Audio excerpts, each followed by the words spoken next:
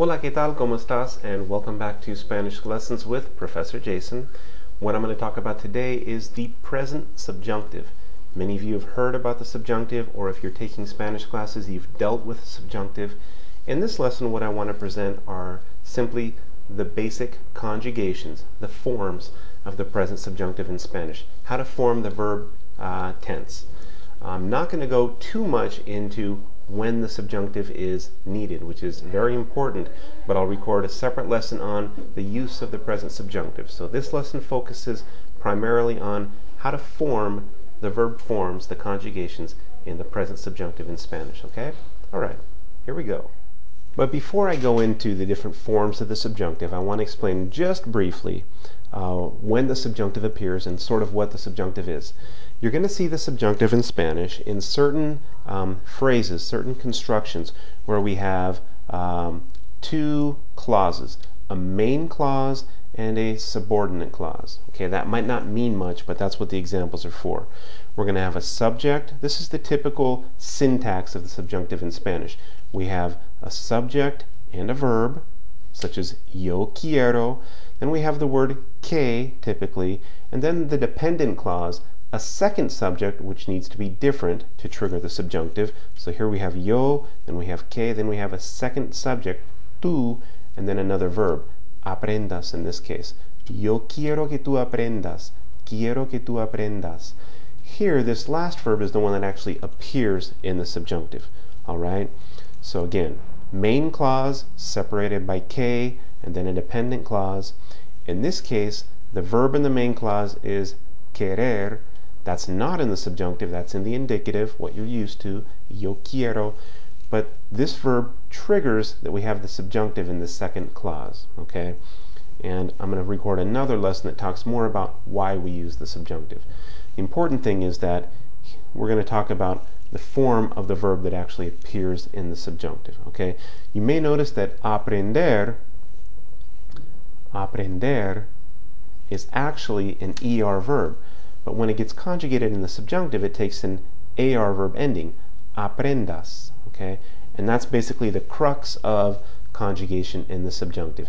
If you have an AR verb like hablar, okay, the subjunctive forms are going to be things like hable or hables, okay? Por ejemplo, for example, yo quiero que tú hables. Yo quiero que ella hable. Okay? So let's talk about sort of the pattern or the rule for forming the subjunctive in Spanish. Okay, and we're going to leave this basic formula up here, this main clause with the dependent clause, and most of the verbs that we use we can just plug into that formula. So the formula or the pattern for conjugating correctly in the subjunctive, okay, and there are only 4 or 5 examples of, or excuse me, 4 or 5, maybe 6 if you include the verb haber, exceptions to this formation rule. You take your verb, it could be a regular verb like hablar, a regular AR verb. It could be a regular ER verb like comer. It could be a regular IR verb such as vivir. The second and very necessary step is that you go to the yo form of that verb in the present tense indicative mood. Hablo, como, y vivo. All right, and then what you do is you get rid of or drop the O, and then you add the opposite vowel ending. So here where we have an AR verb, we're going to add an E instead of the expected A. Hable for the yo form. If you have an ER verb or an IR verb, you're going to add the opposite vowel types of endings, and so you would have coma or viva. To get the second person or the tú form, you would just add the S, okay? So for example, I want you to speak, yo quiero que tú hables. I want you to eat, yo quiero que tú comas, okay? Comas. It's an ER verb. I want you to live, of course, yo quiero que tú vivas, okay?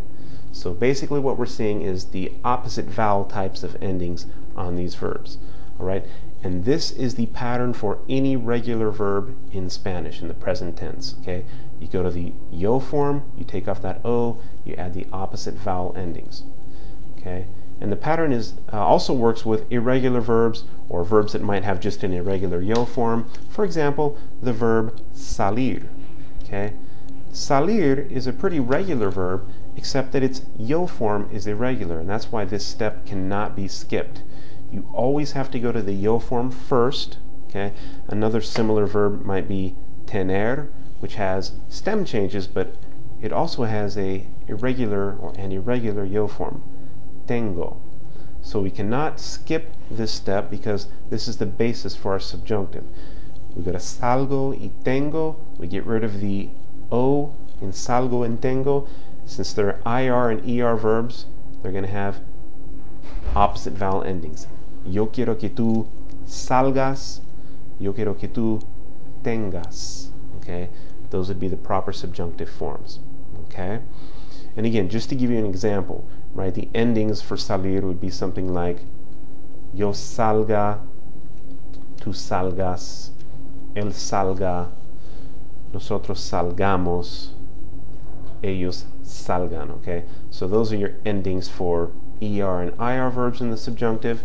And if we took an AR verb like we had it before, hablar, just so you have the endings, right?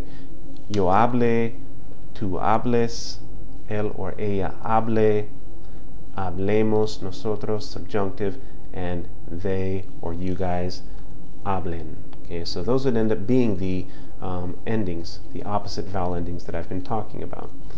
So again, you cannot skip going to the yo form because many verbs have irregular yo forms. Right? What about stem changing verbs in the present tense? A verb like pensar, okay, or a verb like volver. These are stem changing verbs in that when you start to conjugate them, right, in the vowel of the stem we get a split, right? Pienso is the yo form. Remember, always go to the yo form first, and vuelvo is the stem changed yo form of volver. Okay, it's an AR verb. So pienses, opposite vowel. This happens to be an ER verb, so opposite vowel, vuelvas. Okay, I want you to think.